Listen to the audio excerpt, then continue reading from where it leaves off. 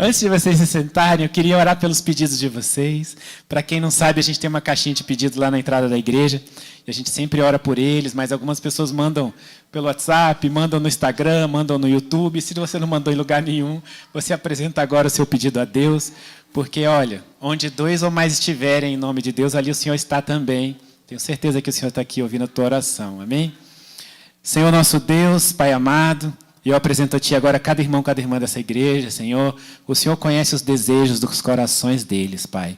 Eu quero Te pedir, antes de mais nada, que sejam os Seus planos realizados na nossa vida. Que o Senhor tire do nosso coração, Pai, tudo aquilo que nós desejamos que não é plano Teu para nós. Para que nós possamos parar de sonhar com as coisas que não são Suas. Mas aquilo que está em conformidade com o Teu plano, Pai, nos ajude a realizar. Dê ordens a nosso respeito, que seus anjos, arcanjos e querubins batalhem por nós. Abra portas onde não existam, Senhor, nos capacite a atravessá-las. Pai, venha ministrando, Senhor, saúde, venha cuidando dos relacionamentos, das famílias, venha cuidando da parte profissional, mas principalmente do relacionamento de cada um contigo, Pai. Senhor, eu coloco tudo aquilo que eles chamam de meu diante de Ti agora, e eu declaro a Tua bênção em nome de Jesus. Amém. Amém. Podem se sentar. Eu gostei desse tanto de criança na igreja. É muito bom isso. Irmãos, vocês que estão com Bíblias aí, abram no livro de Salmos, no capítulo 27, a partir do versículo 4. Salmo 27, 4. Quem não tem, provavelmente deve estar aqui atrás de mim, a essa altura. A pastora Lenita coloca no YouTube. Quando ela se lembra, quando ela não se lembra, eu lembro. Pastora Lenita, eu sei que você se lembrou, põe lá no YouTube para o pessoal. Salmo 27, a partir do 4. Quem vai encontrando, vai se colocando de pé, para a gente poder ler a palavra do Senhor.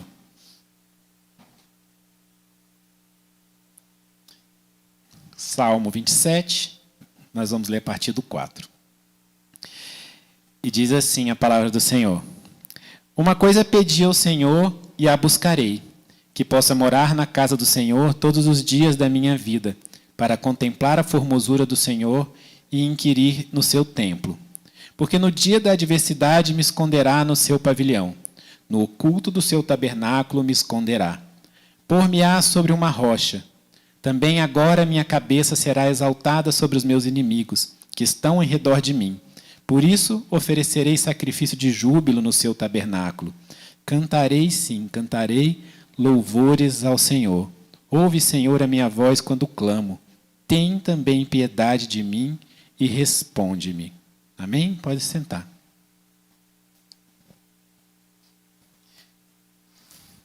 Irmãos, eu gosto de ler salmos, porque é interessante, todos nós que conhecemos um pouco mais a Bíblia, a gente sabe todas as coisas que se passaram com Davi, né? As batalhas todas que Davi passou ao longo da trajetória dele para se tornar rei de Israel, depois também como rei. E Salmo era a maneira com que Davi exaltava ao Senhor, né? Então, e é interessante porque às vezes ele estava com o coração doído, partido, e ainda assim ele cantava, exaltava e ele escrevia os salmos, né? Então, todas as vezes que eu estou lendo, não são todos os salmos, né, escritos por Davi, mas uma grande parte. Mas todas as vezes que eu estou lendo um salmo que foi escrito por Davi, eu penso isso, né? Eu penso, esse salmo foi escrito por um homem que era completamente perseguido, que teve que morar em cavernas, que teve que lutar muito para se tornar rei. E eu vejo as dificuldades que ele passa, e a primeira coisa que eu penso ele passou muito mais dificuldade do que eu, então não tenho do que reclamar. Mas a verdade é que a gente vai aprendendo muita coisa, né? E eu gosto particularmente do que está escrito aqui no Salmo 27, quando Davi diz assim, que ele pede ao Senhor e busca, além de pedir, ele busca que ele possa morar na casa do Senhor todos os dias da vida dele, né? Por que morar na casa de Deus? O que isso traz para a gente, né? Qual é a vantagem de você morar na casa de Deus? Por que Davi queria morar na casa de Deus? E Davi continua falando, ele fala, na casa de Deus eu vou buscar e eu vou encontrar, na casa de Deus eu vou ser protegido, na casa de Deus eu vou ser cuidado, na casa de Deus eu vou ser exaltado. E a gente vê, em cada momento em que o povo de Deus ele ia para algum lugar, eles levavam a Arca da Aliança, e depois eles construíam um lugar para guardar aquela Arca da Aliança, e tudo aquilo que significou construir o templo onde ela seria guardada, né? Porque, inclusive, esse templo não foi construído por Davi. Deus disse a Davi que quem construiria o templo seria Salomão, o filho dele. Porque Davi foi muito abençoado, mas para que ele pudesse chegar onde ele chegou, muito sangue foi derramado. E Deus disse para Davi, olha, o seu filho viverá mais em paz, ele viverá um tempo de paz, e é o seu filho que vai construir o templo, onde vai ser guardada a Arca da Aliança, né? Porque essa coisa do templo de Deus sempre foi muito sério, sempre foi muito forte. O que é o templo de Deus? Onde estão as coisas do Senhor? E a gente vê que, por exemplo, quando foi ser reconstruído Jerusalém, quando Esdras veio para reconstruir, né, Esdras, depois Neemias, né, depois, quando eles já estavam lá na Babilônia, eles voltaram para poder reconstruir Jerusalém, a primeira coisa que eles reconstruíram foi o templo. Né? Foi a primeira coisa, eles reconstruíram o templo. Porque era o lugar deles estarem próximos de Deus. É o lugar deles estarem cuidados por Deus, deles serem exaltados por Deus. Mas a gente que conhece a palavra do Senhor, a gente sabe que houve uma mudança muito profunda nessa história toda, né? Porque eles passavam por esse processo todo, eles construíam o templo, quando eles queriam se renovar com Deus, eles se dirigiam até o templo, eles chegavam lá para poder orar, sacrificar, pedir perdão. Eles iam para pedir perdão para Deus, eles iam para buscar as coisas que eles queriam fazer, eles iam orar no templo antes de eles irem para qualquer batalha, antes de eles tentarem qualquer coisa na vida deles e tal. Mas Deus fez uma mudança profunda. Porque Deus um dia fez um plano que o templo de Deus seria cada um de nós. Porque aquele templo do Velho Testamento não é o templo do Novo Testamento. Porque a palavra de Deus diz que Jesus veio para ser o único sacrifício suficiente para que nós pudéssemos ser salvos. E ela diz o seguinte, que a partir do momento em que a gente aceita que Jesus Cristo morreu por nós, que a gente declara isso, porque em Romanos está escrito, né, que a gente crê com o coração e a gente declara com a boca. Então, a partir do momento em que a gente declara isso e a gente passa a ser salvo, e a palavra diz que a gente tem o nosso nome escrito no livro da vida, também diz que nós passamos a ser a habitação do Espírito Santo de Deus e que o reino de Deus está em nós. Então, é uma mudança muito profunda. Aonde quer que você vá, você tem a capacidade de levar o templo com você. Mas, ao mesmo tempo que isso é muito profundo, forte, nos protege, também traz uma responsabilidade muito grande.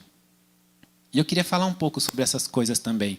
Porque talvez você esteja escutando e a primeira coisa que pode vir na sua cabeça é, mas espera aí, se eles iam ao templo para poder se fortalecer, estarem nos caminhos de Deus e terem toda essa comunhão com Deus, e o templo agora está em mim, eu não preciso mais ir à igreja. São coisas diferentes. Porque a Bíblia também fala o seguinte, que igreja não é essa casca aqui onde nós todos estamos. Igreja não é a igreja evangélica, ou a igreja católica, ou a igreja presbiteriana, ou a igreja qualquer que seja. Igreja somos nós todos, é a reunião dos vários templos. Porque a palavra de Deus diz que nós estamos em nome dele. E ali onde nós nos reunimos em nome dele, nós somos igreja. E por que nós nos encontramos, então? Porque a palavra de Deus também fala, desde o Velho Testamento, quando Salomão, que era o filho de Davi, e que foi o homem mais sábio, disse assim em Provérbios, que um de nós afia a visão do outro. E que na multidão dos conselhos é que se encontra a sabedoria. Então a gente está ali para fortalecer uns aos outros, para a gente poder dar a mão uns para os outros. Eu vejo às vezes quando alguém fala assim, eu queria tanto ir à igreja porque eu gosto de ouvir o pastor Bruno Capanema. Eu falo, gente, não, você não podia ir para a igreja por causa disso. Você está indo para a igreja por causa disso, você está indo para a igreja pelo motivo errado. Você está indo para a igreja porque o pastor gosta de ouvir você. A verdade é essa. Porque nós temos que levar as cargas uns dos outros. O nosso propósito num lugar físico é diferente. É diferente, porque o que Deus vai dizendo é, tudo bem, você é o templo de Deus. Você está protegido, o Espírito Santo habita em você. Mas existem algumas coisas que nós vamos alcançar juntos. Tanto que ele diz assim, onde 2 ou mais estiverem reunidos em meu nome, ali eu estarei com vocês. Ele diz que nós devemos levar as cargas uns dos outros, que nós vamos afiar a visão uns dos outros, e que nós somos corpo e Jesus Cristo é a cabeça. E o corpo precisa estar junto. Alguns são pé, outros são mão. E Paulo fala que cada um de nós tem uma função. A gente até estava brincando, que eu falei na semana passada, o negócio dos músicos aqui. Eles até vieram reclamar comigo. Mas cada um de nós tem uma função completamente diferente, né? Vocês já viram que quando começa o louvor, eu fico caladinho aqui, né? Eu desligo o meu microfone, que é para não atrapalhar o que vocês vão ouvir, inclusive. Porque aí eu me empolgo, começo a cantar também, vai atrapalhar vocês. Mas os músicos são diferentes. Aliás, a pastora Tatiana canta muito bem, né? Se não fosse casada comigo, casava com ela. Mas a verdade é que nós estamos aqui para fortalecer uns aos outros. Mas eu queria ir além disso. Eu queria falar com você como é que você lida com o templo que está em você. Porque a palavra de Deus fala que nós somos o templo, mas que tipo de templo você está construindo para Deus? Porque quando o templo estava destruído, e Esdras foi para reconstruir, por exemplo, eles tiveram todo um processo de reconstrução. E você, para poder ser a habitação do Espírito Santo, você também precisa reconstruir. Você precisa passar por esse processo, você precisa estar em Deus. O que é estar em Deus, né? Porque, veja, Deus estava dentro do templo. As pessoas iam lá para procurar Deus porque Deus estava dentro do templo. Agora, ele diz que ele está dentro de você, mas que você precisa estar nele. Como é que a gente está nele? Às vezes tem uns mistérios, né? A gente fica, como é que eu estou em Deus? A primeira coisa que eu queria que você compreendesse é o seguinte: Deus é um Deus de relacionamento. Ele podia ter criado milhões e milhões de humanos robôs. E a gente ia fazer tudo o que ele quisesse, do jeito que ele quisesse, na hora que ele quisesse. Mas venhamos e convenhamos, qual é a vantagem de você criar um monte de pessoas que só fazem do jeito que você quer? Deus quer que você o ame porque você quer amá-lo. Deus quer que você seja bom porque você quer ser bom. Deus quer que você seja melhor porque você quer ser melhor. Ah, pastor, mas eu não consigo amar como Deus gostaria. Eu não consigo ser melhor como Deus gostaria. Eu não consigo ser bom como Deus gostaria. Não, realmente você não consegue. Mas se você quiser sê-lo, o Espírito Santo que habita em você te transforma e te produz essa pessoa. E a gente precisa estar nessa caminhada todos os dias. Todas as vezes que eu estou passando por alguma dificuldade mental, porque eu já falei várias vezes que as nossas batalhas, em geral, são batalhas na nossa mente. Toda vez que eu estou passando por uma batalha mental, eu sempre tento me lembrar quais são os frutos da carne, quais são os frutos do espírito, para eu poder decidir como eu tenho que agir naquela situação. Porque a palavra de Deus diz que os frutos da carne, da natureza humana, né? Que quando fala fruto da carne, é fruto da natureza humana. Os frutos da natureza humana, eles são ódio, eles são ira, inveja, ciúmes, né? São vários os frutos, prostituição, lascívia, tanta coisa diferente, são frutos da natureza humana, são frutos da carne. Isso é o que você tem quando você nasce. Você carrega com você. Quem é pai sabe que se a gente não educar o filho, sabe o que o filho vira.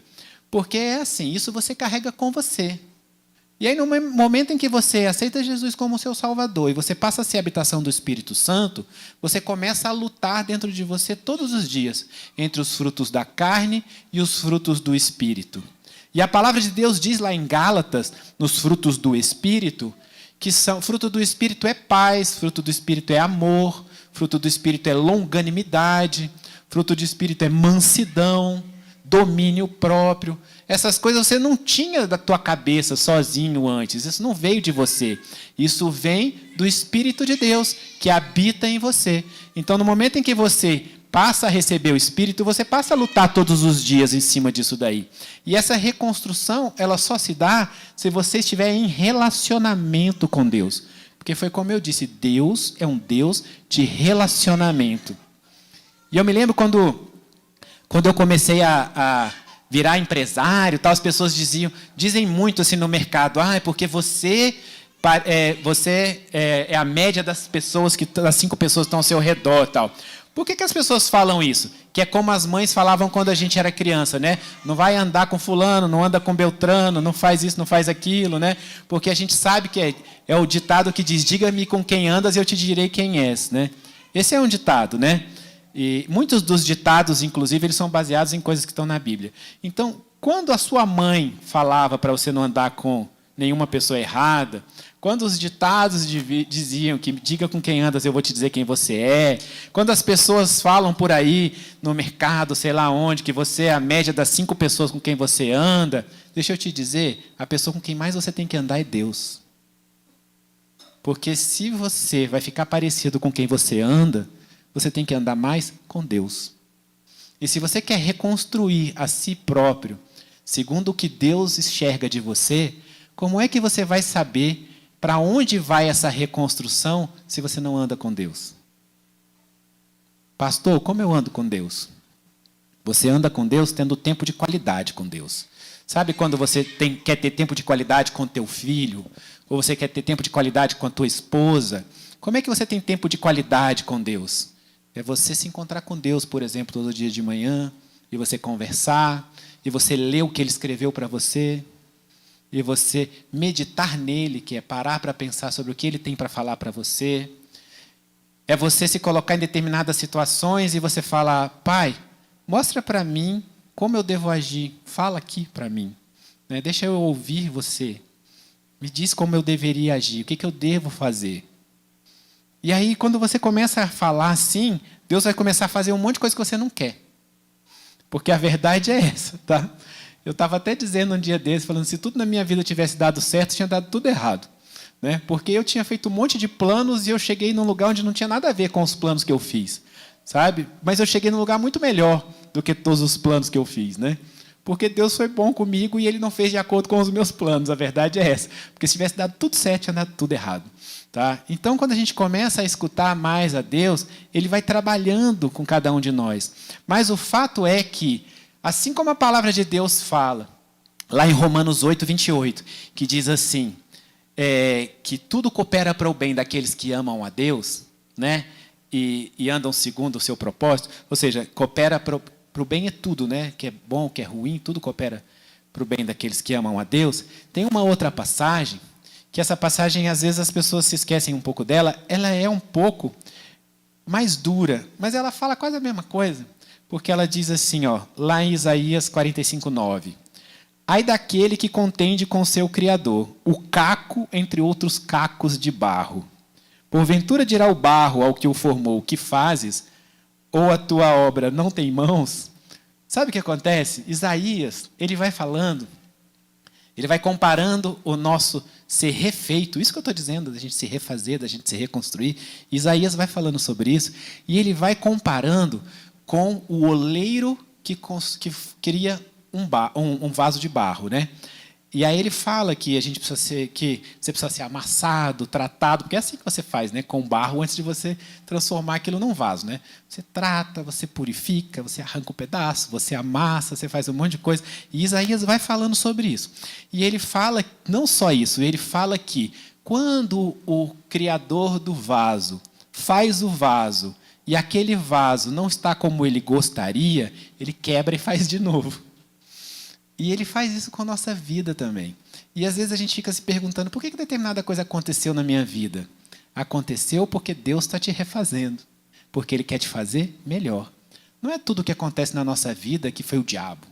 Não é tudo que acontece na nossa vida porque as coisas aconteceram, foram ruins, porque Deus não estava olhando para mim e tal. Não, a Bíblia diz que você sim deve resistir ao diabo e ele vai fugir de você. A Bíblia também fala que ele fica ao seu redor e derredor e que se você não tomar conta, ele vai te atacar, porque ele está ali, ó, derredor.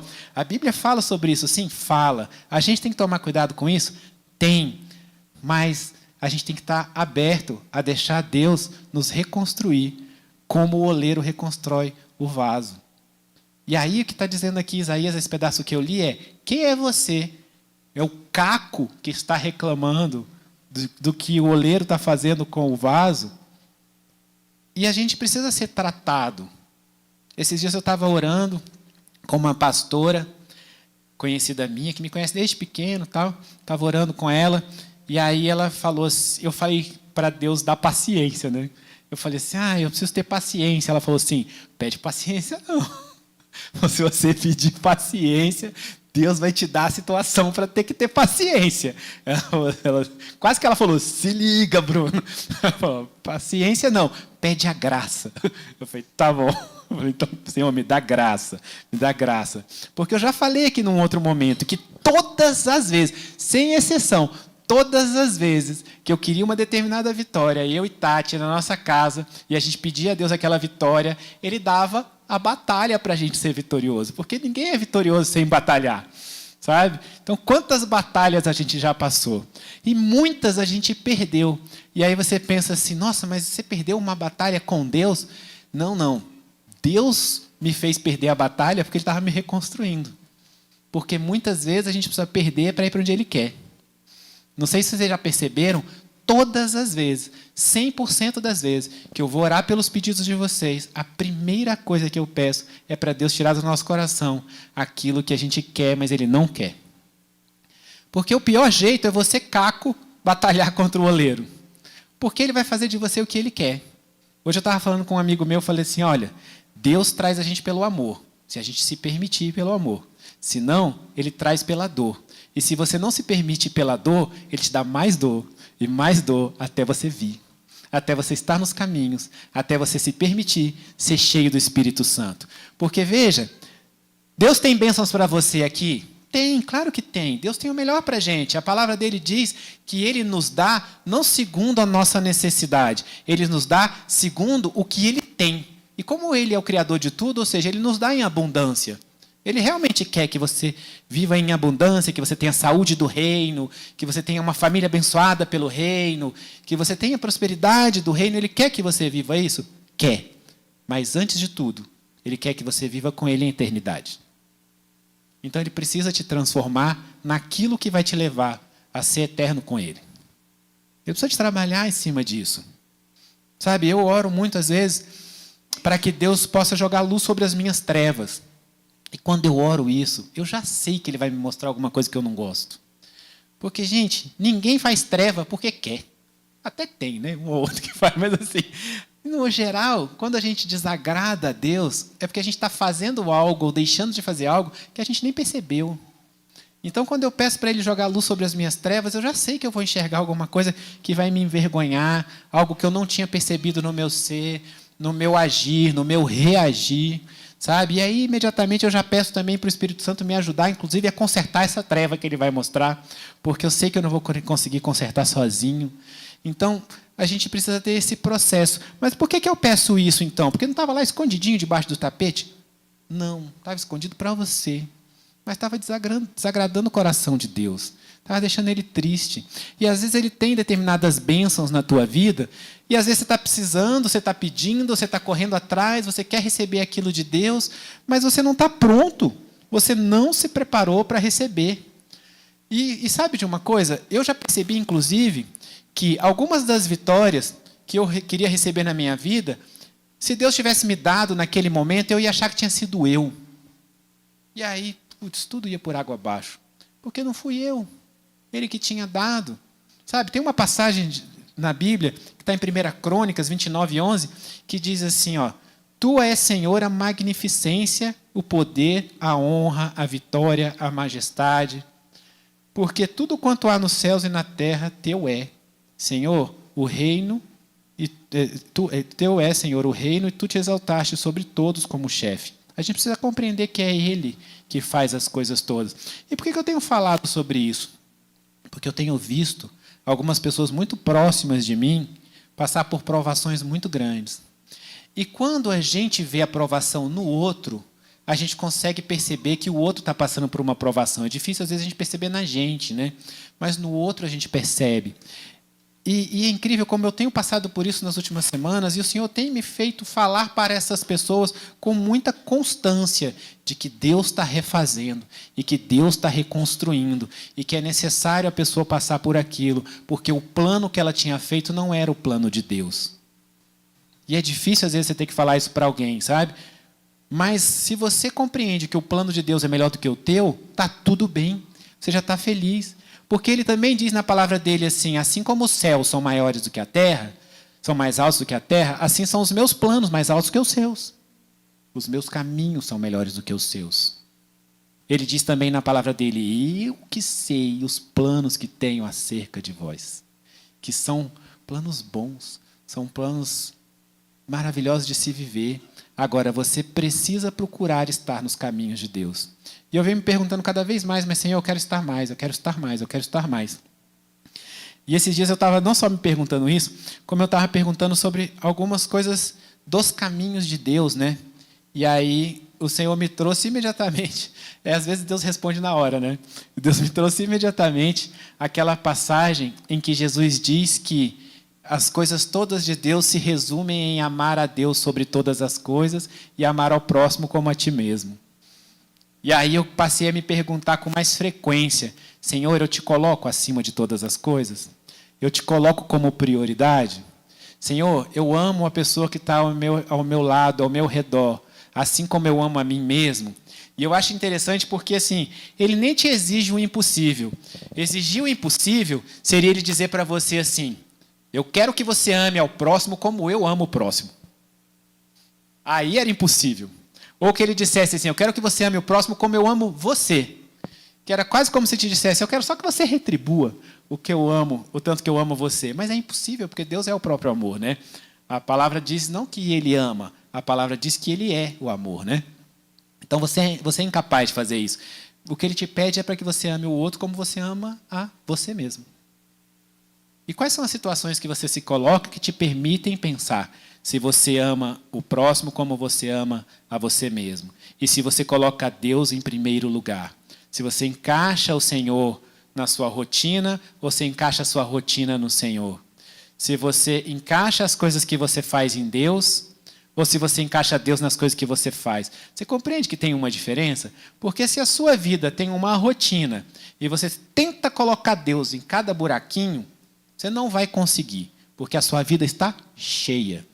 Porque quem aqui tem uma vida tranquila, com muito tempo sobrando, não tem nada para fazer, levanta a mão. Olha só. Como é que eu adivinhei que vocês não iam levantar a mão, né? Quem? Se você para no final do seu dia e você pensa assim, meu Deus, como foi bom hoje, fiz nada. Sabe? Ai, o que nós vamos fazer amanhã? Nada de novo. Sabe? E assim, se você pensa isso, você é o ser único no mundo. Agora, se você acha que você não consegue fazer as coisas de Deus porque você não tem tempo, pensa assim, e aquele povo todo que está na igreja, que está orando, que está jejuando, que está fazendo as coisas de Deus o tempo inteiro, será que eles têm menos tempo do que eu? E eu vou te falar, não tem não. Não tem não. Esses dias eu estava no médico, e aí ele falou assim, eu vou reforçar aqui suas vitaminas, mais isso, mais aquilo outro, tal, porque você é um empresário, seu dia deve ser muito corrido, né? Aí eu falei assim, cara, você não sabe de nada. Além de empresário, eu sou pastor. Aí ele falou assim, não, então peraí, que eu vou mudar uma coisa aqui, porque você realmente precisa de mais energia. Ele falou assim, você escuta os problemas dos outros? Eu falei, escuto. Aí ele, quando eles estão se separando, ligo para você? Eu falei, ligam. Eu falei, quando as pessoas têm problema em casa, elas falam com você? Eu falei, falam. Aí ele falou assim, olha, eu vou te dizer que eu atendi um padre aqui, que eu tive que reforçar todos os remédios, as coisas todas nele, porque teve um dia que ele parou o carro no meio da rua e saiu correndo, porque deu burnout. Aí, na hora que ele falou isso, eu falei assim, não, então peraí, vamos tratar, porque eu não posso ficar assim. Mas acredite, todos nós aqui somos sem tempo. Mas o segredo de você conseguir viver em Deus é que se você vive realmente em Deus, todas as coisas você leva para Deus. Você coloca Deus e você vai encaixando as outras coisas. E você encaixa a sua rotina em Deus. E você encaixa o seu trabalho em Deus. Você encaixa tudo o que você faz em Deus. E o mais incrível de fazer isso é porque, assim, quanto mais você faz isso, mais você é abençoado. É engraçado isso, sabe? Deus, inclusive, podia começar a Bíblia falando isso. Ó, quanto mais você estiver no meu caminho e fizer as minhas coisas e me colocar em primeiro lugar, mais você vai ser abençoado.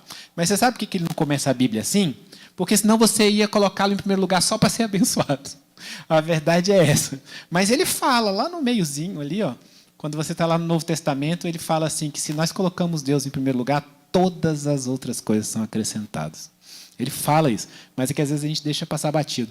Ou então a gente só quer que tudo seja acrescentado, só porque você pediu. Só porque você pediu, mas eu estou pedindo, eu estou orando, eu estou pedindo. Não. Davi estava falando sobre viver todos os dias no templo de Deus. Eu estou falando sobre você ser todos os dias o templo de Deus. Porque você escolhe que tipo de templo você é. Se você é um templo que está cheio da glória de Deus, ou se você está sendo reconstruído todo dia. Porque reconstrução dói mesmo. Dói. Ó, eu já fui arquiteto. Glória a Deus, eu não sou mais. Está ali a Karina rindo porque ela ainda é, coitada. Mas a verdade é a seguinte: reforma dá mais trabalho que construir do zero. Isso é claríssimo assim. Você vai construir uma coisa do zero, você faz de qualquer jeito.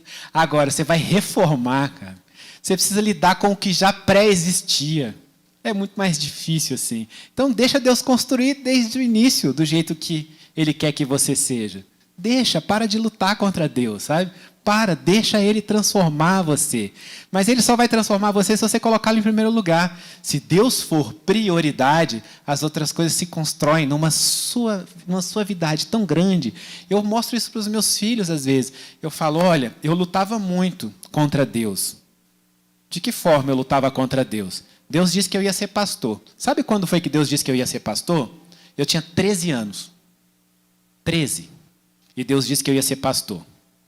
E eu pensei, essa pessoa que está orando por mim está doidona. Ela não viu nada e ela está falando isso para agradar minha mãe.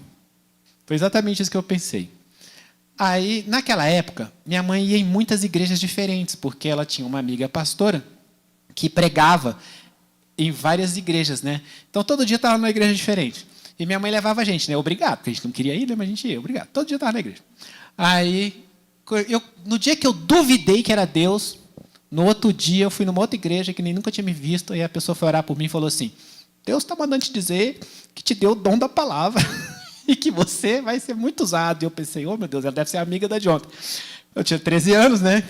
Mas a verdade foi que eu precisei fazer um caminho muito longo para poder chegar aqui. Porque eu não queria. Eu não queria de jeito nenhum. Se tinha uma coisa que eu não queria, era isso. E ainda te falo mais, depois que eu virei pastor, eu ainda pensava assim, beleza, eu vou na igreja uma vez por semana, prego e está tudo bem.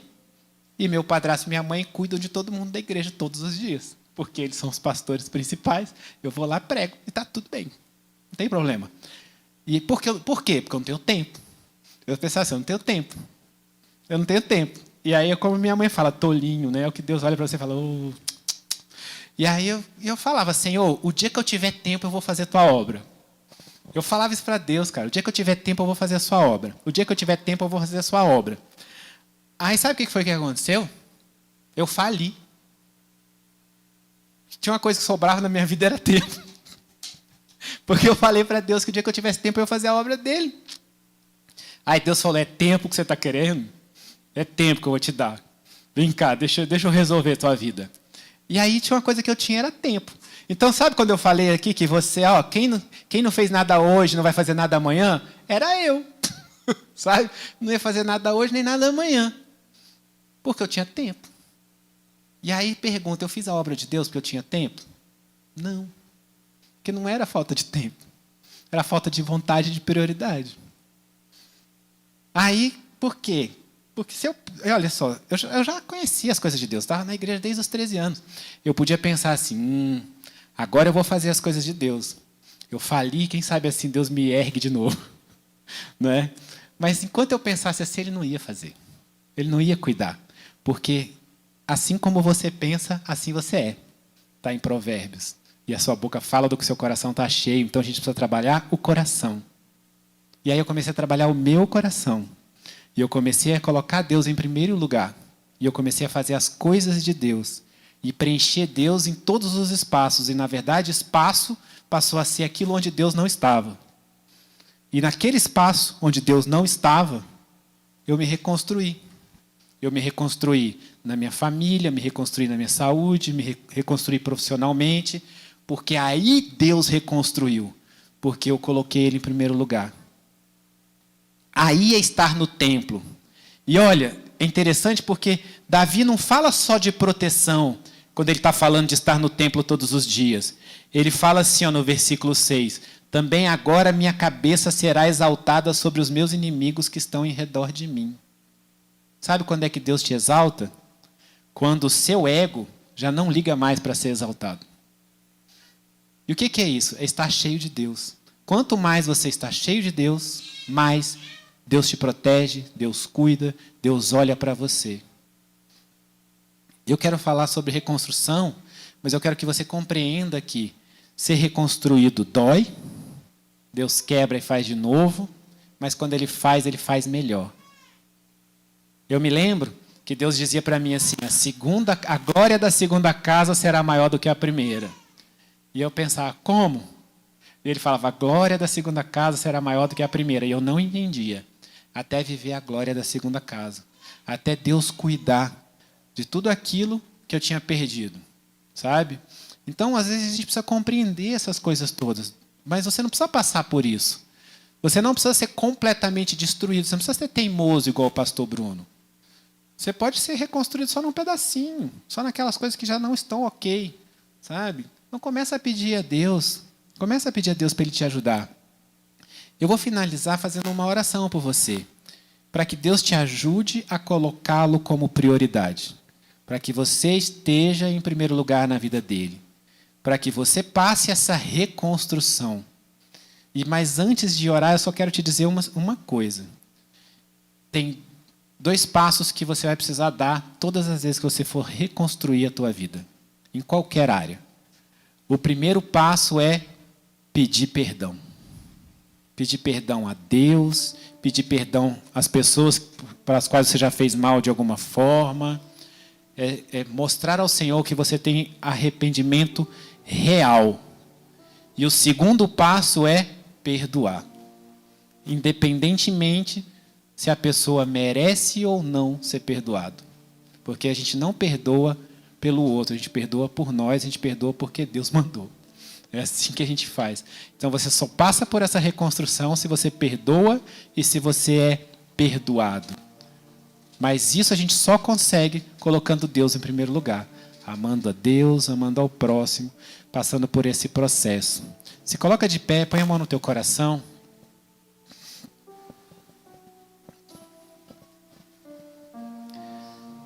Senhor, meu Deus, Pai querido e amado, Pai, eu me coloco agora humildemente na Tua presença, Senhor. Eu quero, antes de mais nada, pedir perdão por tudo aquilo que nós fazemos ou deixamos de fazer que te desagrada, que entristece o Teu coração. Nos perdoa, Pai. Senhor, eu quero apresentar o coração de cada pessoa agora a Ti. Eu quero Te pedir, Senhor, jogue a luz sobre as nossas trevas. Mostre aquilo em nós que Te desagrada e que Teu Espírito nos ajude a sermos melhores. Pai, reconstrói, nos faça melhores, mais próximos daquilo que o Senhor espera, Senhor. Que nós possamos viver o Seu plano para as nossas vidas. Que nós possamos aprender a colocá-lo em primeiro lugar. Nós entregamos a Ti o nosso coração, Senhor. Eu Te peço, cuida, enche de Ti, Pai, para que não haja mais espaço para nenhuma outra coisa. Eu declaro a vitória sobre cada um, Senhor. E eu já Te agradeço, Pai, em nome de Jesus. Amém.